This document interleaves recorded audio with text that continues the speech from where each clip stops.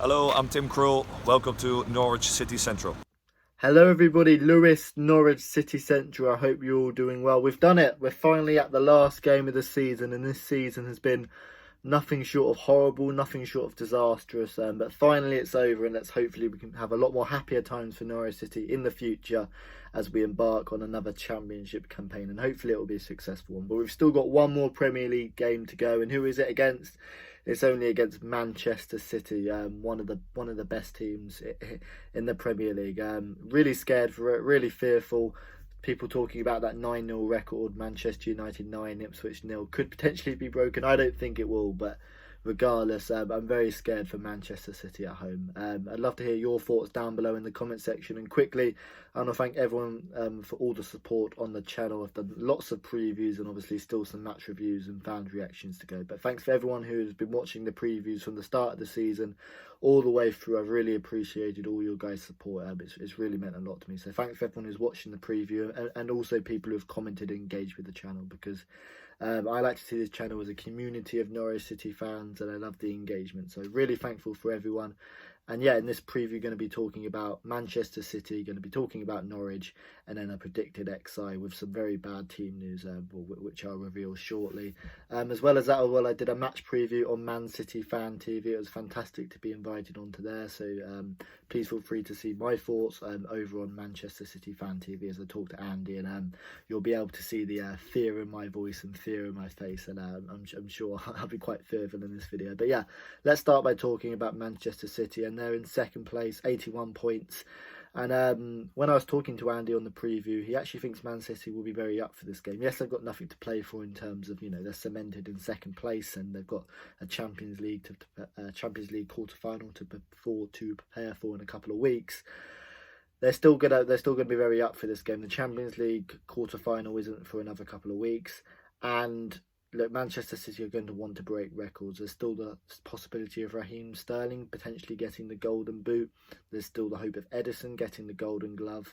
There's still Kevin De Bruyne, who's just one assist away from breaking the assist record, and Kevin De Bruyne has come out openly and said he really wants to break it. So I'm sure Kevin De Bruyne is going to start in this game. And of course, it's David Silva's last ever game. And for me, David Silva is one of the great Premier League players. David Silva's played for Manchester City for around 10 years now, and he's been an absolute fantastic player. Look, if De Bruyne stays for 10 years at Manchester City, he'll be classed as a Premier League legend. But for me, David Silva is a fantastic player.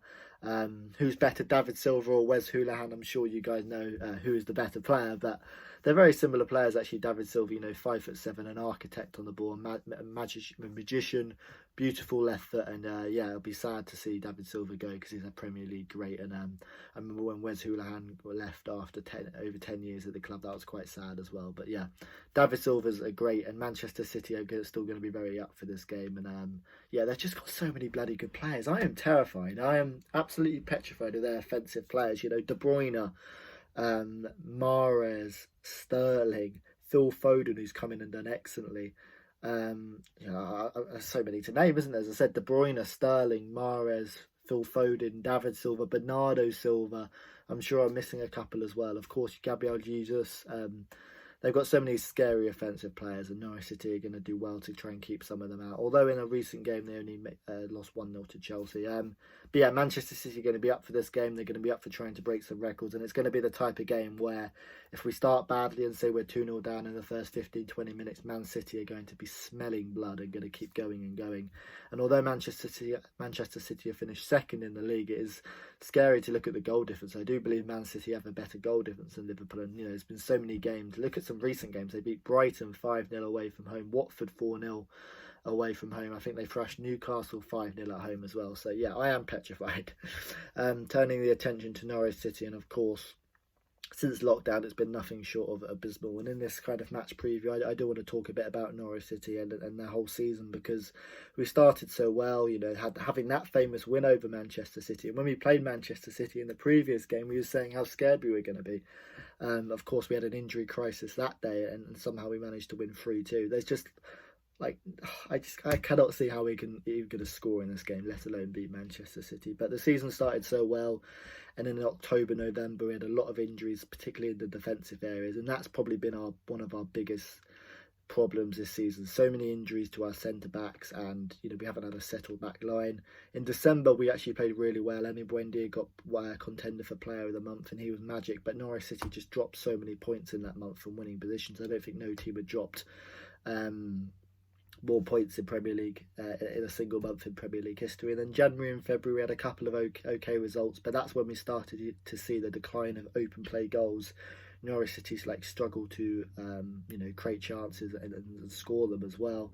And then since lockdown, it's been nothing short of abysmal. The whole season's just been absolutely shocking. The amount of horrible losses at home: 3-0 to Southampton, 4-0 to West Ham. It's just been really poor. And when you've got a team who are really struggling to defend and not learning from set pieces, and a team who are now struggling to score goals and create chances, that is terrifying. I think Norwich only scored one goal in the nine league matches. So yeah, eight league matches. It's been absolutely terrible, and I didn't think we'd see this from a Daniel Farke team. I thought when we was going into the Premier League we would concede quite a lot of goals, but I thought we'd create chances, and now all the goals and chances have been drying up.